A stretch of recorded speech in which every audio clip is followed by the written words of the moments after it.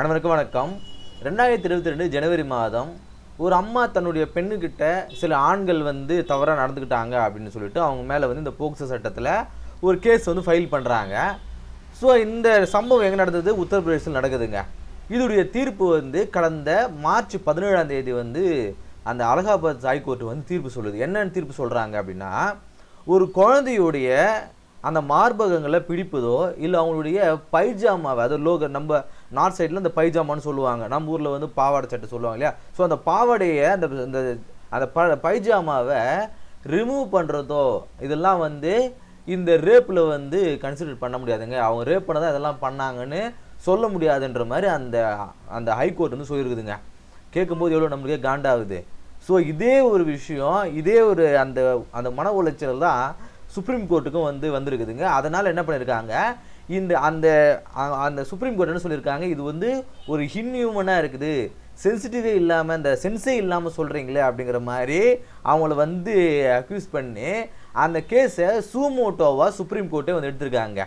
சூமோட்டோன்னா என்னென்னா, தன்னிச்சையாக இப்போ கோர்ட்டில் கேஸ் எப்படி வரும், நாம் போய் ஒரு கேஸ் ஃபைல் பண்ண மட்டும்தான் அந்த கேஸ் கோர்ட்டில் ஹியரிங்க்கு வரும். அப்படி இல்லாமல் சுப்ரீம் கோர்ட்டே தானாக சில வழக்குகள் எடுத்து அது நடந்துக்க ஆரம்பிக்கலையா, அது பேர் தான் சூமோட்டோன்னு சொல்லுவாங்க. இப்போ இந்த கிளாஸ் இல்லாமல் சூமோட்டோன்னா என்ன, அது பிறகு போக்சோ ஆக்ட்னா என்ன, இது ரெண்டு குறித்து தான் நாம் இந்த கிளாஸில் பார்க்க போகிறோம். சூமோட்டோ பவர் அப்படிங்கிறது சுப்ரீம் கோர்ட் இருக்கக்கூடிய ஒரு பவருங்க. இது இப்போது பாதிக்கப்பட்ட ஒருத்தர் இருக்காரு அப்படின்னா அவர் சார்பாக அவர் தான் கேஸ் ஃபைல் பண்ணணும் அப்படி கிடையாது. நாமளும் கேஸ் ஃபைல் பண்ணலாம் அவருக்காக. அதை பப்ளிக் இன்ட்ரெஸ்ட் லிட்டிகேஷன் சொல்லுவாங்க, PILன்னு சொல்லுவாங்க. இந்த பவர் சுப்ரீம் கோர்ட்டில் நம்ம பண்ணணும் அப்படின்னா அதுக்கு ஆர்டிகல் 32 நம்ம யூஸ் பண்ணலாம். இதே ஹைகோர்ட்டில் இந்த PILல நாம் ஃபைல் பண்ணுறோம் அப்படின்னா அது ஆர்டிகல் 226 நாம் பயன்படுத்தலாம். இந்த ரெண்டு ஆர்டிக்கலுங்க. இது சுப்ரீம் கோர்ட்டுக்கு என்ன மாதிரியான பவர் கொடுக்குதுன்னு பார்க்கும்போது ஆர்டிகல் 131. இந்த ஆர்டிகல் 131 அப்படிங்கிறது சுப்ரீம் கோர்ட்டுக்கு ஒரிஜினல் ஜூரிஸ்டிக்ஷனை கொடுக்குதுங்க. ஒரிஜினல் ஜூரிஸ்டிக்ஷன்னா என்ன, அந்த பவர் அப்படிங்கிறது அதுக்கிட்ட மட்டும்தான் இருக்கும், வேறு யார்கிட்டையும் இருக்காது.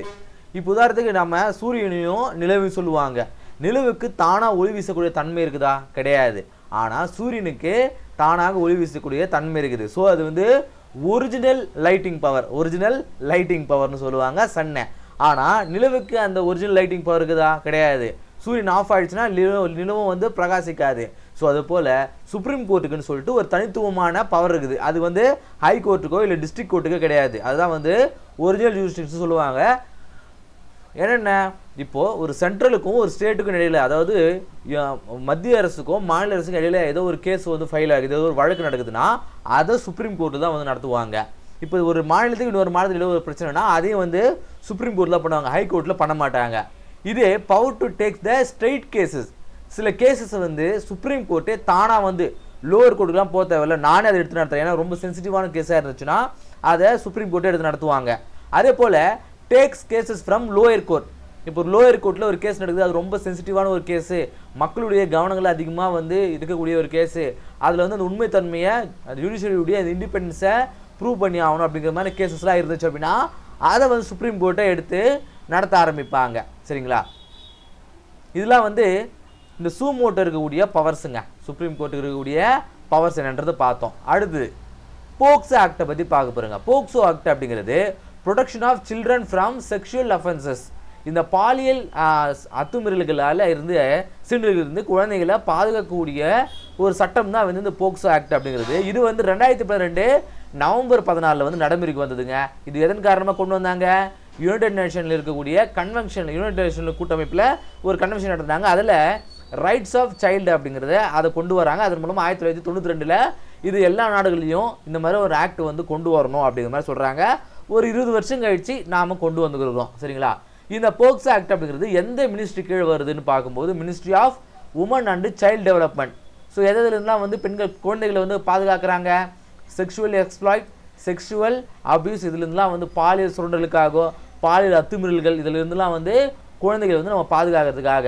அதே போல் சைல்டு போர்னோகிராஃபி, இப்போ குழந்தைகளுடைய அந்த ஆபாச படங்கள்லாம் இருக்குது இல்லையா, ஸோ அதெல்லாம் நீங்கள் ஸ்டோர் பண்ணி வச்சுருந்தாலோ ஷேர் பண்ணாலோ ஸோ இதெல்லாமே ஒரு அஃபென்சிவாக பார்க்கப்படுதுன்றாங்க.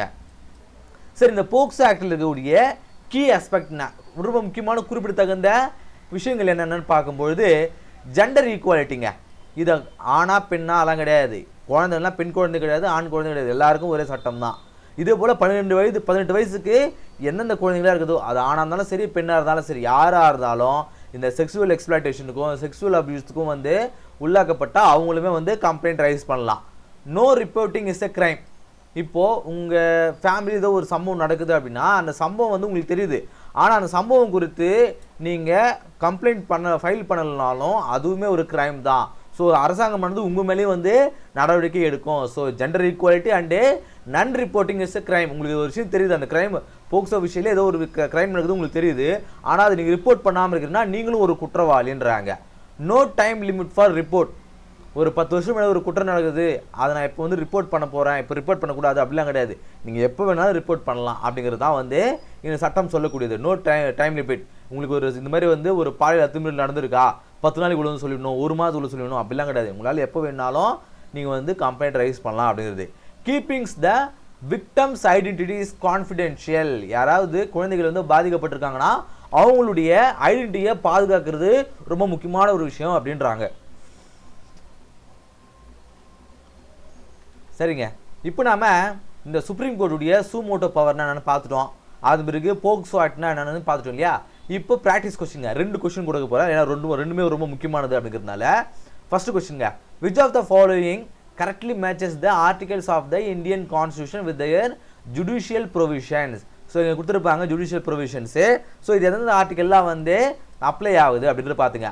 ஆர்டிகல் 32 எந்த ஜூரிஸ்டிக்ஷன் சொல்லுது, ஆர்டிகல் 226 அண்டு ஆர்டிகல் 131 இதெல்லாம் வந்து கரெக்டாக வந்து பொருந்தி இருக்குதா, 1க்கு இதுதான் வந்து சரியா, 2க்கு இதுதான் வந்து சரியா, 3க்கு இதெல்லாம் வந்து சரியா அப்படிங்கிறத கீழே சொல்லுங்க. ஆப்ஷன் ஏவா பியா சியா டியா இதெல்லாம் வந்து கரெக்டாக பொருந்தி இருக்குது அப்படிங்கிறத பாருங்க. சரிங்களா.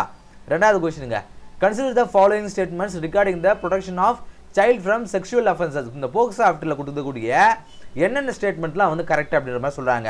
It is administered by the ministry of women and child development. இந்த போக்சோ ஆக்ட் அப்படிங்கிறது ministry of women and child development கீழே வருதா. ரெண்டாவது, the act mandates gender equality for all children below the 18 years. 18 வயசுக்குள்ளே இருக்கிற எந்த குழந்தையாக இருந்தாலும், அது வந்து ஆணாக இருந்தாலும் பெண்ணாக இருந்தாலும் எல்லாருக்குமே இது பொருந்தும் அப்படின்றாங்க. அடுத்தது, there is no time limit for reporting and offence under POCSO act. ஒரு போக்சோ ஆக்டுக்குள்ளே எப்போ வேணாலும் நீங்கள் பண்ணலாம், 1 மாதத்துக்குள்ளே தான் வந்து பண்ணணும் அப்படிங்கிற டைம் லிமிட் கிடையாதுன்னு சொல்லியிருக்காங்களா. அடுத்து, non reporting of and offence under POCSO act it's not a crime. இந்த போக்சோ ஆக்டில் ஒரு சம்பவம் நடந்திருக்கு அப்படின்னா அதை வந்து நீங்கள் வந்து ரிப்போர்ட் பண்ணல அப்படின்னா அது கிரைம் எல்லாம் கிடையாதுன்னு சொல்லியிருக்காங்களா. சரிங்களா. இந்த 4 ஸ்டேட்மெண்ட்டில் எது சரி கரெக்டாக பாருங்கள். சரிங்களா. கரெக்டான ஆன்சர் எதுன்றதை பார்த்து கீழே சொல்லுங்கள். 2 கொஸ்டின் கொடுத்துருக்கேன். சரிங்களா. இந்த கிளாஸ் உங்களுக்கு யூஸ்ஃபுல்லாக இருந்திருக்கும் அப்படின்னு நம்புகிறேன். அடுத்த கிளாஸ் சந்திப்போம். நன்றி.